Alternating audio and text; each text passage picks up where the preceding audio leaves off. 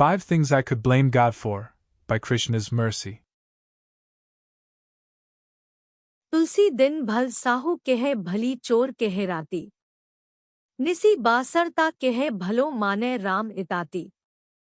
Quote, the day is beneficial for the merchant, while the night is beneficial for the thief. But Tulsi says when worshipping Sri Rama both the day and the night are equally as good. Dohavli, 148. 1. The daytime. Seriously, I hate this. Everyone is out and about. It is like a signal went out or something. It's time now. People, wake up. Crowd into the streets. Squeeze yourself into buses and trains. Work for hours and hours in misery and then return home tired. Anyway, there's no way for me to operate. Too many eyeballs on the scene. I could certainly take what I want as a sort of game, but it is too risky. I keep looking up at the sky, just hoping for the dreaded sun to go down. Then I can make my move. I can take whatever it is I need. These people will be fast asleep at home, unaware of what is going on. 2. The nighttime. God, why do you give us the night? Just think about it for a second. That is when rogues and thieves operate. They thrive on darkness. The external conditions are symbolic of their way of thinking. Instead of going the honest route, they leech off others. They steal the fruits of the labor of another man. I could never think of doing the same, but these people find every justification imaginable. I have to close up my store, implement advanced security measures, and pay careful attention in order to protect what we have. If only the daytime could last in perpetuity, then we would be more safe. 3. Birth. God, why do you allow this to happen? More people in this world. Really? That is what you want? Isn't it bad enough already? Do you see anyone who is happy? These kids don't stand a chance. They are lucky to make it out of the womb alive. Then they get injected with one mysterious substance after another.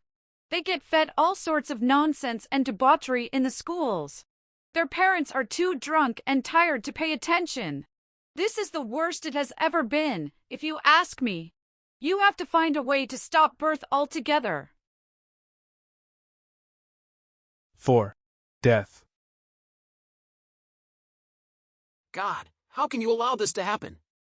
We are forced to leave. We cannot stay here forever. Why develop a routine, then?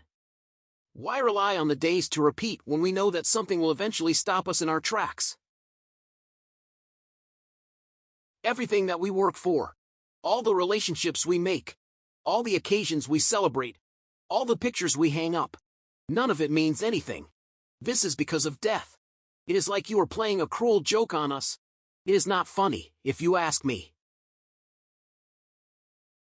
5. Life itself. God, why are we here? Why are we suffering? Why do we have to keep taking birth? Why do we have to live life if none of it means anything? You are to blame for everything.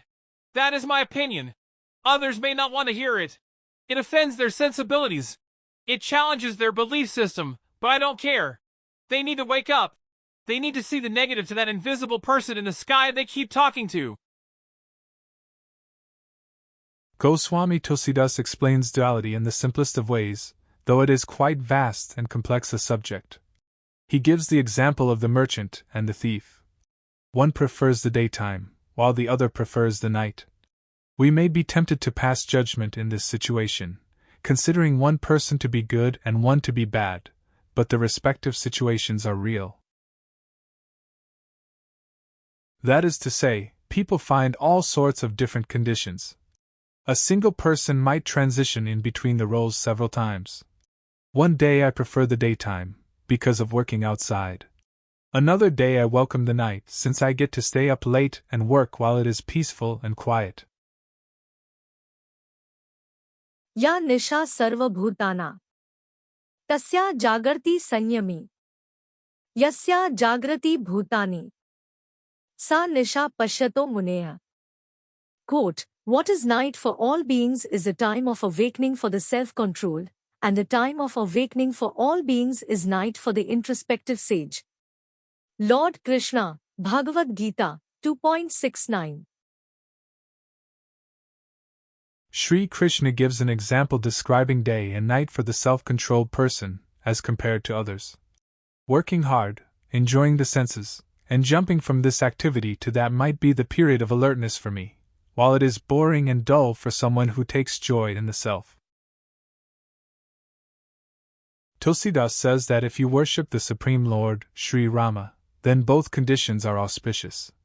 The day and the night are equally beneficial. This is the meaning to rising above duality. Devotional service, bhakti yoga, is transcendental to the modes of nature. Those modes have accompanying conditions, where some fall on one side and others on the opposite side. I prefer this situation, while you hate it. I hate that condition, while it is the moment of joy for you. Worshipping Sri Rama, without personal motivation, free of attachment to conditions, is always auspicious. Whether in the day or in the night, whether moments after taking birth or right on the verge of leaving this world, the lotus feet of the husband of Sita are everything. In closing, whether in sleeping state, or now wide awake, whether working during the day, or at home at night to stay, Sri Rama helping to rise above changing tides. Lotus feet everything to me, in steady vision to see.